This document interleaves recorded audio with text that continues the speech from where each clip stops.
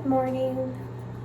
I thought I would do a reading for you guys today, just to see what comes out. If anybody just needs something random.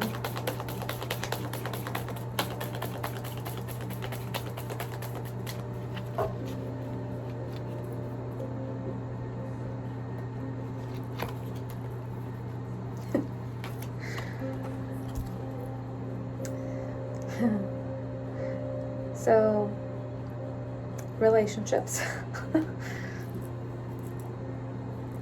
What has gone awry?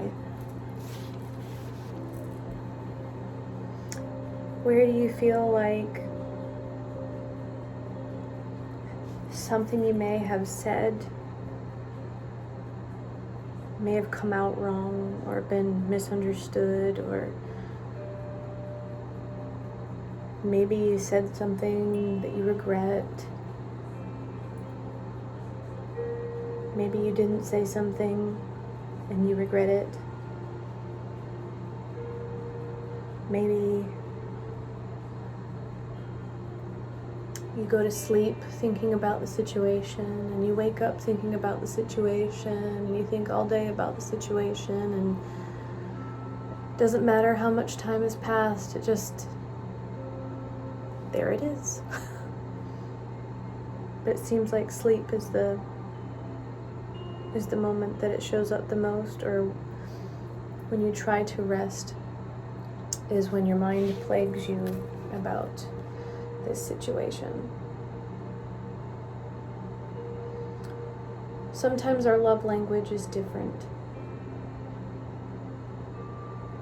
Sometimes our communication styles are different.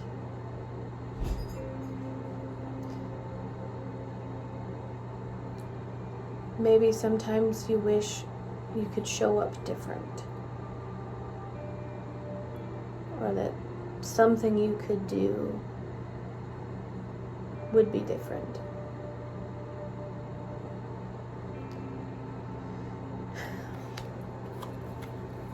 So swords have almost like a weak kind of energy. So about 9 weeks.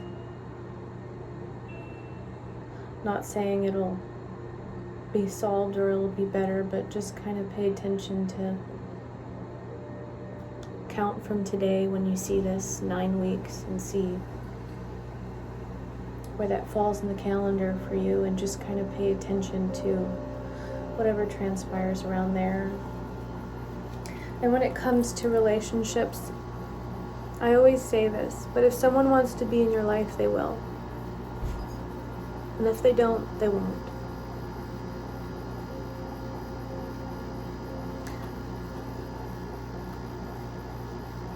People have to be willing to come together and to talk about things. And if there is, swords always mean the words, so sometimes it could just simply mean that sometimes just words either get in the way or they just were never said, and sometimes that can be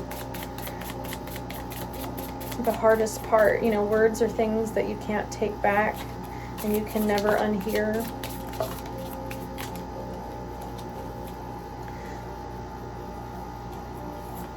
There it is. Damn.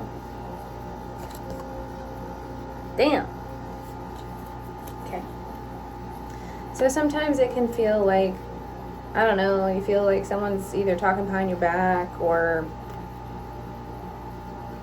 it just feels like just someone is trying to hurt you.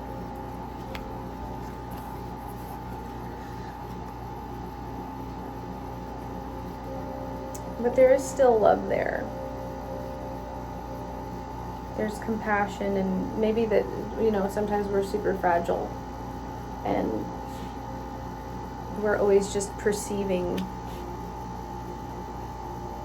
like a flower needs the sun, but if the flower doesn't have water and the sun's too intense bearing down on it, the flower will wilt. won't be able to withstand intensity, harshness.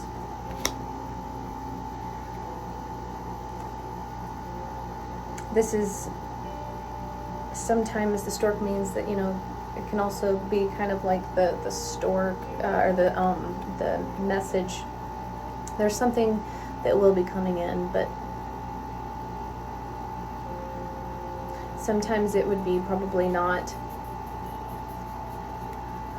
from a human. Sometimes it just kind of means that the universe always finds a way to intervene, and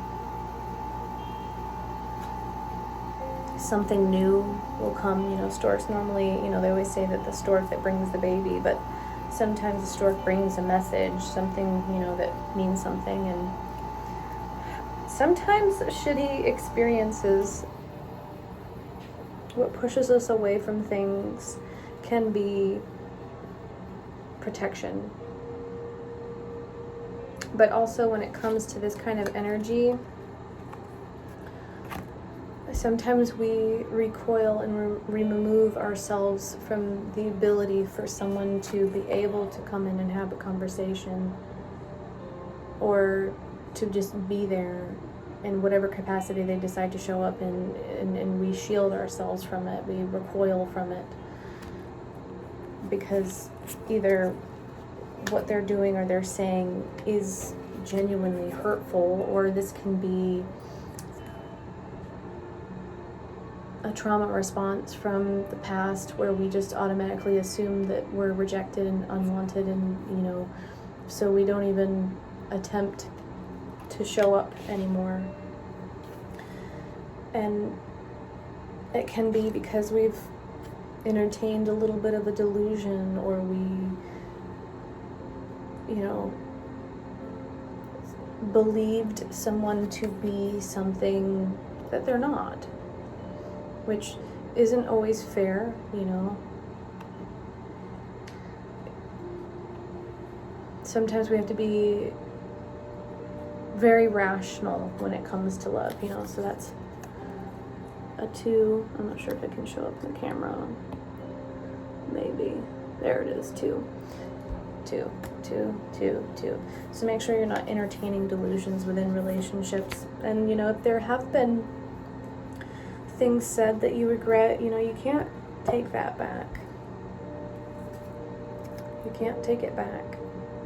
It is quite literally sometimes our cross to bear. There is something you just can't take back. You can always just learn from your experience and how to show up better. Sometimes, no matter how many times you try to be better and show up better, you're still plagued by the energy of it. But even the most painful things that we've ever experienced are still learning curves, you know. Every saint has a past, and every sinner has a future. Maybe a little bit of compassion, a little bit of love, a little realizing that you're just human. You're only a little human. And sometimes relationships are difficult all the time, I feel like, if people aren't in their highest energy. So if you catch it roaming around in there, and you feel the energy somewhere resonating in your body where it just hurts, you know, energy is just as tangible as the clothes we wear. We just can't see it. Just like the air that we breathe, we can't see it, and we'd probably be mortified if we could. So we'd probably be like, just suffocate and die rather than breathe the air that's around us. But the same thing happens to you when you entertain toxic energy, mentally, physically, or emotionally, or spiritually. So if you feel that you have, you can call them hooks, cords, attachments, energetic ties, whatever it is, pay attention to where it resonates in your body. And if you don't focus on that area, and sometimes you just actively have to just, you know, grab the energy and remove it away from yourself. if it's thoughts, imagine like weeds in a garden and just pull them from you and just tell yourself, no more, no more, no more, because you have to tell yourself no. And so many times of telling yourself no, eventually, as soon as that thought creeps or that energy feels, that word no, and it just dissipates. Doesn't mean it's always gone, but eventually it will be. But forgive yourself, forgive them. You both are good people. Sometimes just two good people together sometimes aren't good together. So I hope that helps somebody. Bye, guys.